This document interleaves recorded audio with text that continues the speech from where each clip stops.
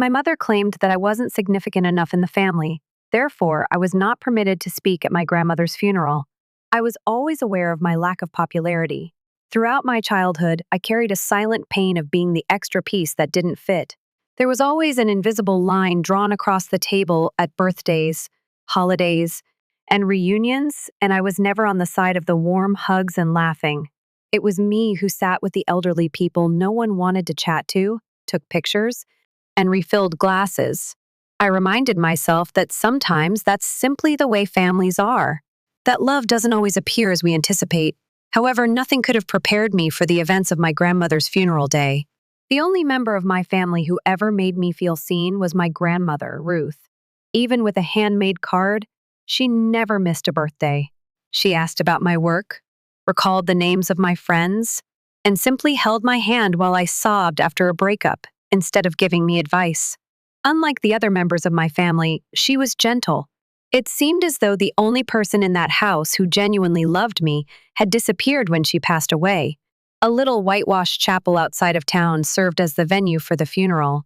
I got there early. I even wore the outfit with the navy blue flowers that Grandma adored. She once said, "You look like yourself in that," as I recall. That day, I held on to it even though I had no idea what it meant. My mother was standing by the front of the chapel, looking over the flower arrangements as if she were organizing a wedding. When I entered, beside her, in a smart black pantsuit, my sister Emily was welcoming guests as if she were throwing a cocktail party. I gave them each a nod. Neither gave me a look. That's when I saw it on the service's printed program. The printed program listed the speeches. Emily was on the list. The list also included Lily, my cousin, and my uncle. Regarding her brief remarks, even the pastor's wife had a note. There was no sign of my name. Perhaps that was an error, I thought. I then approached my mother. I spoke in a quiet, careful tone. "Hello, Mother.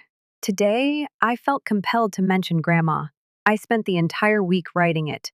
She didn't even raise her head. She was fiddling with one of the wreath's ribbons. She responded bluntly, "No, that won't be required." I blinked while I stood there. I was standing close to her. I desired to. Then she turned abruptly to face me. She made a line with her lips. "We have already planned the order. It has nothing to do with you. This is dedicated to those who had a significant role in her life." She didn't raise her voice. She didn't shout. She didn't have to. Because the word important cut me like a piece of glass. I didn't answer. I simply turned around, nodded, and left. I sat near the back of the chapel so the light couldn't quite reach me. I saw everyone who had refused to pay attention to her for years approach the microphone and share tales that didn't sound like the woman I knew. In reality, they almost never visited her, but they talked about her as if she were some legendary matriarch they all admired. I felt like screaming. "None of you knew her like I did," I wanted to add as I got to my feet.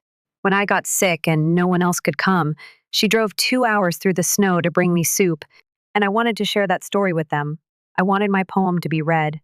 She smiled at the end of the story I had read to her in the hospital, when she was hardly able to talk. However, I sat there with my teeth gritted and my fingers shaking as I held the folded paper in my hand. I went to the cemetery's edge, after the service as everyone was standing outside, embracing and talking. Prior to the casket's descent, I stood beside her grave. I whispered to her what I would have said. I sobbed, but it was a silent cry that left you feeling empty and shook your chest. I then walked back to the group after turning around. I heard it at that moment. As I walked up, Emily muttered to our cousin that she always had to make everything about herself. I paused, not because I was shocked, but more because it validated a lifelong suspicion. Their family never included me. Actually, I was never one of them. And that's when I realized I needed to take action. I didn't get any sleep that evening. I returned home after the funeral, sat in my living room, and gazed at the darkness. Something precious had been broken, and the air felt heavier than usual. The heat was on, yet my hands felt cold. I covered myself with a blanket, but it didn't help. My mother's words were all I could hear, reverberating in my head. "You aren't significant enough to talk." The funeral wasn't the only event. It isn't. One sentence can encompass decades of suffering. I came to the realization that evening that my mother had not forgotten who I was. In the first place, she never saw me. I began to reflect. Let's go back to my first experiences of being subtly invisible. My sister was always the center of attention when I was growing up. Rachel. Rachel is a child who exudes a radiant glow. She was the girl with the flawless smile, flawless academic record, and flawless life path. She was cherished by my parents, particularly my mother, as though she were a living example of all they had ever dreamed of. Me? I simply was there. I believe it was my 10th birthday. I had requested a small cake and possibly a movie outing. Nothing ostentatious.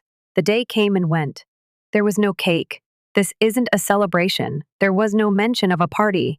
That evening, I waited in my room for them to announce that they were throwing a surprise party later. But as they celebrated Rachel's Student of the Month award with wine and takeout, all I could hear was laughter coming from the kitchen. It was my birthday, and I had to remind them. They dismissed it with a laugh. Oh dear, we forgot because of everything that was going on. We still adore you, you know that. However, they remembered Rachel's birthday. Never. Furthermore, it went beyond birthdays. I spent all night working on science projects, attending school performances, and attending art fairs. But none of it mattered without Rachel. The background was mine. The star of the show was her. Grandma was the only one who actually saw me. June, Grandma. I was once referred to as her calm sunflower by her. She claimed that even though I stood in the darkness, I managed to shine a light. She took note of everything, including my neat napkin folding, my unasked for assistance with cleanup, and the brief poetry I scribbled in notebook corners. During one of our summer visits, she grabbed me aside and told me, "Never believe them when they make you feel small. Just the way you are sufficient." It wasn't until she said it that I realized I needed to hear it. For years, I kept those words close to my heart like a secret that only she and I knew, that I wasn't significant enough to recognize the woman who made me feel seen. According to my own mother, something was torn out of me by that. I reflected on my time in high school, when I enrolled in a creative writing program, and they failed to attend my final reading. According to my dad, he had a conference call. My mother said that Rachel needed help with something. They didn't inquire about the outcome. When I considered going to college and majoring in literature, my mother warned me that writing would never be profitable. Why can't you learn something practical like Rachel did? Beneficial. It was like my happiness, fulfillment, and integrity were some kind of annoyance to her. Holidays seemed like punishment, too. I was always in charge of arranging the gifts, setting the table, and making sure everything looked lovely. Everyone would swarm Rachel like she was a celebrity when she would arrive late and drop her purse in the middle of the corridor. And me? I became one of the furnishings. The more I recalled, the more I sensed this deep, steady rage rising within me, not explosive. Like oxygen being finally added to a fire that has been simmering for years. It wasn't simply rage, though. It was also grief. This grief wasn't solely directed towards Grandma, but for the girl I used to be, the one who made a lot of effort to win the affection of those who only liked more like me versions of herself. I made up my mind that night as I was covered in that thin blanket. I was tired of feeling hurt all the time. I wanted to know what it was. I wanted to give it a name, claim it, and then finally make a decision about what I would do with it. I didn't get any sleep. However, I did something that I hadn't done for a while. I composed. First, just a few sentences. Next, a page. Next, 3. About Grandma, I wrote. I wrote about her crooked penmanship, her laugh, and her fragrance. I wrote about how she always had Kleenex in her sleeves, made the best hot cocoa in the world, and would surreptitiously hand me $10 notes when no one was watching. I wrote about my feelings for her, and I wrote the following at the bottom of that last page. She would have preferred that I talk. I will talk later. Not at their funeral, though. At my own, something was just getting started. I was still unsure of what. I knew it was time, though. As the city started to awaken, I sat at my little kitchen table, prepared a strong cup of coffee, and made my bed the following morning. Even though I hadn't slept, I felt more lucid, sharper. It was a peculiar sort of peace, the kind that only occurs when you've shed so many tears that you're at your breaking point. It was a weighty, solid peace that felt like stone in your chest, immobile. I didn't look at my cell. After the funeral, I would rather not check to see if anyone had texted me. They hadn't. Unless they were in need of anything, they never did. Furthermore, I had no intention of searching for disappointment. Rather, the first opened my laptop, located the file I had started the previous evening, and started typing once more. I had no idea what this work was developing into. It might have been a letter, an article, or simply a personal notebook. However, I was unable to stop writing. It felt like I was taking back the space they had denied me with each syllable. I let it all out, the years of being ignored, the subtle jabs, the jabs cloaked in humor, and the loneliness of being surrounded by people who are your blood relatives, but not your soul. It wasn't until I noticed tears falling on the keyboard that I realized I was crying once more. These tears felt different, though. These tears were ferocious and heated, cleaning. I stopped returning my mother's calls that week. She tried calling me twice. I saw the phone ring the first time. I didn't listen the second time, so I let it go to voicemail and erased the message. Her voice wasn't ready for me to hear. I didn't want her acting as though nothing had occurred at all, or worse, making another forced apology or saying, "I didn't mean it that way." Because she was always like that. She covered them up with artificial smiles and courteous dinners when things became awkward, as though the hurt could be undone by pretending hard enough. Not now.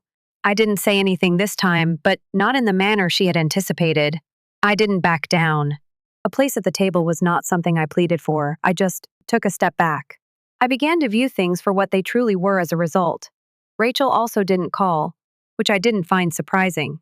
She had always been the child who escaped punishment. She often accused me of being dramatic. She once told me, "You always take things so personally," after rejecting a poem I had written about feeling invisible. It's funny. I might not have made it through if I hadn't taken things personally. I no longer went to family dinners. No justification. No justification. Just silence. I believe they were initially too preoccupied with the aftermath of the burial to notice. However, the absence gradually became apparent. A week later, I received a text from my cousin Ellie. "Hey, Mom told me you weren't present at the gathering. Is everything all right?" I typed a response, stopped, and then deleted it. Rather, I sent "I'm all right," merely taking up space. Ellie gave a heart emoji in response. She was always nice, kind, but not close. I wasn't upset with the whole family. I wasn't upset at all. I'm simply sick of acting worthy, fed up with playing the supporting role in their lives. On my way to the market one day, I happened to go past my mother's house, without intending to. Through the front window, I caught a glimpse of her carrying a glass of wine while she and Rachel laughed on the couch. With their flawless smiles, lighting, and lack of interest, they resembled portraits. I continued to walk. I forwarded a copy of my writing, the essay about Grandma, to myself the following day. Certified mail. I had decided to transform it into a spoken word performance and submit it to a storytelling event in the area. Something modest but significant. That would have pleased her. "Your voice is soft, but when you let it cut," Grandma used to say. I smiled at the concept. I also came to the realization that I no longer needed their consent to talk, as I folded the sheets and sealed them in the envelope. At the funeral, a microphone wasn't necessary. A podium wasn't necessary for me. I didn't require the recognition of a sibling or the approval of a mother. This is what I needed, my own voice, unhindered. I started applying for things I had previously been too afraid to do, like a writing mentorship program, an open mic series, and even a podcast about generational silence. I no longer worried about rejection, but I wasn't sure if any of it would work out. Already, being rejected by them had made me stronger. Unlike Grandma, my narrative would not be preserved in a casket. Maybe not to them, but because of them, I was going to say what I needed to say. At her funeral, they had kept me quiet. However, I was at last learning to talk. I kept my application for the Writers' Fellowship a secret. I also kept the news of my acceptance to myself. I just stared at the email that congratulated me on being chosen as one of the 12 voices chosen nationwide when it appeared in my inbox. The silence in the room surrounding me did not change. However, something inside split open, allowing sunshine to enter a long, dark area. With a trembling laugh, I let out a breath. It wasn't precisely joy. It was a relief. I felt relieved that my message had finally been understood. I had seen myself, and perhaps even more, I sat at my workstation that evening and read the essay I had written about Grandma again. It wasn't the eulogy I was never permitted to deliver. The eulogy I delivered was authentic. She described how she used a paring knife to peel apples while humming gently. She would often tell me, "You feel too much, and that's your strength, not your weakness." As she gently touched my hand, she made strawberry jam especially for me because she always remembered that I detested orange marmalade. The only person who gave me a sense of belonging was she. And now, thanks to this fellowship, I would get the opportunity to read that work out loud on a stage, in front of people, and using my own microphone. That week, I packed my belongings in silence. I anticipated a prolonged absence. The program provided housing and a stipend. It was precisely what I deserved, but more than I required. I wrote, out chasing the life I was told I couldn't have on the refrigerator in my apartment. Not a drama. Don't cry. Just the facts. My mother's number was blocked by me. I also blocked Rachel's number. I didn't explain or announce my departure. They weren't worthy of an explanation. Marisol was the woman I met on the first night of the program. She was writing a memoir on being the first person in her family to refuse to conform to the roles that had been imposed upon her, to quiet and to tradition. Under the stars, we sipped tea while nestled in blankets on the retreat house's veranda. She didn't inquire as to why I appeared so worn out. "You carry a quiet fire," she observed. "Allow it to burn." And I believe that was the first time someone actually looked at me and didn't see anything wrong with me. They witnessed a transformation. I got no messages back home. I have not received any messages from my relatives. Where are you then? No, are you all right? And truthfully, the discomfort of that silence had faded away. It was as if it were confirmation. Their lives did not lack me. I had never spent much time in them.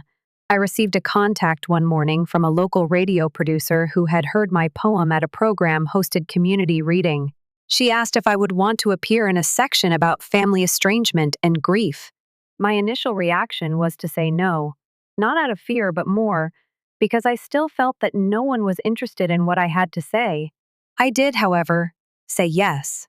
I entered the studio on the day of the interview, took a seat in front of the microphone, and spoke honestly regarding my grandmother, regarding the funeral. It's important to understand that erasing people with silence is a form of violence. About grieving for your surviving family members as well as the person you lost. I avoided using names. I didn't have to. The narrative was heavy on its own. My phone buzzed 2 days after the program aired. A call from an unidentified number. "You damaged our reputation." It was unfair. I didn't answer. In their discomfort, they might sit. I'd spent enough time in mine. One of Grandma's oldest friends, whom I hardly recognized but who had heard the program, wrote me a letter later that week. She wrote, "I wish your grandmother had been able to hear what you said. I believe she heard you in spirit. I also believe she is proud." With wide eyes, I held the letter against my chest. Not because I required approval. However, I had always been afraid that I had pictured Grandma's affection, that perhaps she wasn't as interested in me as I had hoped. I knew now, though. She had. She did. And that love, stronger than shame and louder than silence, would accompany me. Going back was not part of the plan.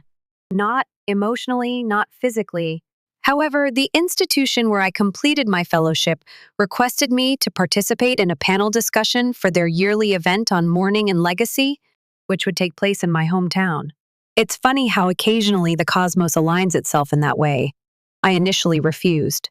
The panelists list was then displayed to me. I have a lot of respect for 3 of them as authors.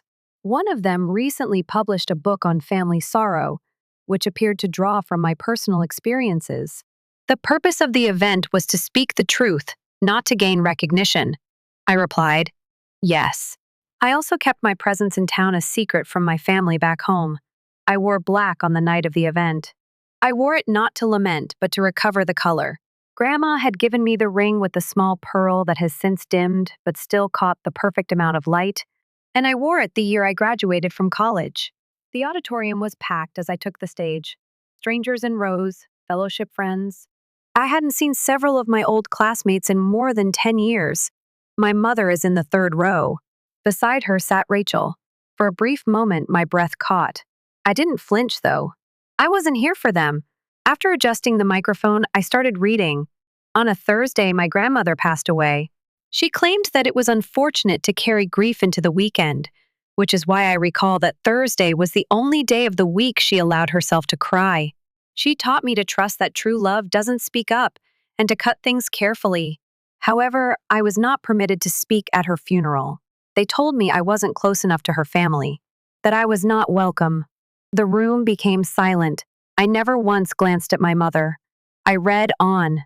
I discussed how silence hurts more than insults, how sadness is a second skin you learn to live with, and how the most agonizing betrayal comes from those who should love you the most, not from strangers. There was a pause when I was done. An ovation follows. Some stood. I was taken aback by it. I didn't write to get praise. However, it seemed deserved. There was a little reception after that. People came up to thank me. A few gave me hugs. Some were in tears. My mom came over. Rachel followed silently. She said, "I had no idea you were doing all of this." She appeared older than I had recalled. Somehow smaller. Not as sharp. I gave one nod. "You didn't inquire." She parted her lips, then shut them again. When she eventually said, "You made us look bad. Once more that." I answered, "I didn't make you look bad. That's what you did. I simply quit keeping it a secret." Rachel took over. "You didn't have to reveal everything in such a public manner." With calm eyes, I turned to face her. "You're correct. I didn't have to. I decided to. This decision was made because I never felt safe when I pretended. Silence never protected me. If sharing my story makes you uneasy, perhaps you should consider why. They didn't say anything." I could see it the way Rachel's hand tightened the strap of her purse, the quiver in my mother's jaw. However, they remained silent. My mother finally said, "What do you want from us?" I had been waiting for that time. I wanted them to hear my response. Not because I wanted anything. I said nothing. For myself, I came here. Not for you. Then I turned to leave. The air was clear outside. The lamps glistened like little ghosts on the damp pavement where it had rained earlier. I refrained from crying. I didn't tremble. I felt sanitized. I shared a picture from the occasion later that evening. The only things visible in the picture were the microphone, the stage, and the empty chairs. The caption said, "Silence comes naturally to some of us. Others shatter silence. I go with the latter." The post became widely shared. Strangers, fellow authors, and others who had been hushed at dinner tables, funerals, and birthday celebrations all left comments. "I appreciate you saying what I was unable to. I wasn't prepared for how hard this affected me. I was also prohibited from speaking during my father's funeral. You made me realize how important my tale is. I wasn't alone myself." I had never been alone myself. All I had been told was that I was. I didn't anticipate the fallout happening so quickly. Someone sent me a screenshot of a Facebook post 2 days after the occurrence. It came from a longtime friend of my mother's who used to nickname me the Silent One and pinch my cheek too hard during church. She wrote, "What I heard during the morning panel broke my heart. What had been going on in the residence was unknown to me. We all thought everything was fine. I support people who have the courage to speak up when it's difficult." Below, the comments came in. A few were defensive. A few were perplexed.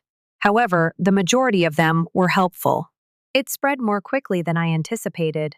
In her post, a former neighbor recalled my mother yelling at me in the driveway about unresolved issues. According to my fifth-grade teacher, I always seemed to be trying too hard to blend in. The emails then arrived, quiet ones.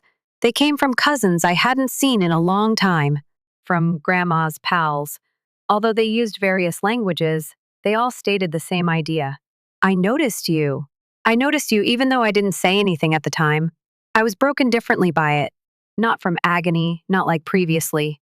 However, I felt a twinge of regret that perhaps, just possibly, I hadn't been invisible after all, simply ignored. In the meantime, my family's silence was deafening. Again, no one from the residence made contact. However, I was informed in rumors that Rachel had been asked to resign from her position as chair of the Adolescent Mentorship Committee by her church group. This was reportedly due to Mom's absence from the regular meetings of the garden club. That people's perceptions of them had changed. The power had not gone off. Their story, however, was falling apart. Additionally, I wasn't rushing to defend myself for once. I was getting my breathing under control again. A few months before the funeral, I had begun therapy. My hands were clenched, and my voice was hardly audible above a whisper when I sat in that chair back then. However, following the panel, something popped open. From lost birthdays as a youngster to Mom's joking about switching me at the hospital to the funeral stillness, I told my therapist everything. She didn't recoil. And you survived all of that, and still loved them, she added, just nodding. Yes, I did. Perhaps, in some dim form, I still do. However, I no longer mistake loyalty for love. Silence is not a prerequisite for love. To making others comfortable does not entail deleting oneself. I went back to painting. First, only little canvases. Somehow, I ended up sending one to a nearby gallery, and they agreed to it. I was standing close to my artwork, The Unspoken, on the night of the opening. Soft but crisp, it was abstract. Subdued color layers with a single thin red line running through the middle. People inquired about it. It's about grief that was never given a voice, I said to them. One woman broke down in tears. I was hugged by another. They sensed it, but none of them knew the whole tale. The vitality, the burden of quiet. The victory is in shattering it. When I woke up one morning, I no longer felt the need to defend myself. I continue to think about Grandma on a daily basis. Now, though, I think of her and the way she sang as she folded clothes. The way her hand touched mine in the kitchen brings back memories. You're more like me than they'll ever know, she once whispered. I once believed that her love was insufficient. I see now that it was crucial. Just be quiet. It's not necessary to fix every broken thing. It's necessary to let go of certain things in order to move forward with greater ease. And my steps didn't feel so heavy for the first time. I was so anxious that I stopped checking my phone. I stopped peeking over my shoulder when I entered rooms, almost expecting a sardonic comment or icy gaze from a loved one. Now I was at peace. Furthermore, calm is not noisy. It appears in the smallest moments, such as drinking coffee by yourself, in the morning guilt-free, or sleeping through the night without mentally practicing previous disputes. I still occasionally saw them at neighborhood gatherings. In the supermarket, my mom would swiftly look away. At one point, my sister attempted to nod, but I didn't reciprocate. This was not an act of malice, but rather one of clarity. I had at last discovered the value of remaining silent. I had lost my anger. I'm not the same person I was. I used to have anger that buzzed like static under my skin. It simply went by now, like thunder in the distance. They never expressed regret. However, I gave up waiting. It turns out that they don't provide closure. It's something you quietly construct, one brick at a time, for yourself. It was through an arts program that I began mentoring young women. Maya, one of the girls, was like myself at that age. Soft-spoken, always hiding in corners, and constantly apologizing for simply being there. Once, she showed me a drawing. The drawing depicted a girl inside a locked glass box. That's how it feels when your mother says you make her feel embarrassed simply by being with you, she added. I couldn't decide if I should hug her, cry, or do both. Rather, I simply remarked, Maya, you don't belong in that box. You're not alone either. I suddenly realized that all I had experienced, it wasn't a waste. Now it was a bridge. Not everyone is given the family they are entitled to. However, there are moments when you have the opportunity to be what someone else needs, and perhaps that has even greater power. Despite its diminutive size, my flat is mine. The walls are painted in colors that I adore. Even though I neglected to water it for weeks, the small plant I kept by the window managed to thrive. I gave it the name Grace, because even though surviving is messy, it's still lovely. I lit a candle for Grandma every now and again. Not out of sorrow, but out of appreciation. When no one else saw me, she did. I also make an effort to perceive myself as she did when she's not around, calm, steady, and sufficient. Enough. I used to be haunted by that word. It gives me peace now. If you've ever felt alienated in your own family and you're watching this, have you ever heard the words too much or not enough? In a room where you deserve to speak, have you ever been silenced? Hear this, please. You're not invisible. You are not an error. They have misled you about who you are. You are more. Love without conditions is something you deserve. You can outgrow those who haven't given you any water. You are free to compose your own eulogy as long as it doesn't bury you too soon. Additionally, you have the right to leave anyone who makes you feel inferior. Because yelling back isn't always the greatest form of retaliation. It's getting better, it's expanding. It is growing so complete that their absence is perceived as tranquility rather than suffering.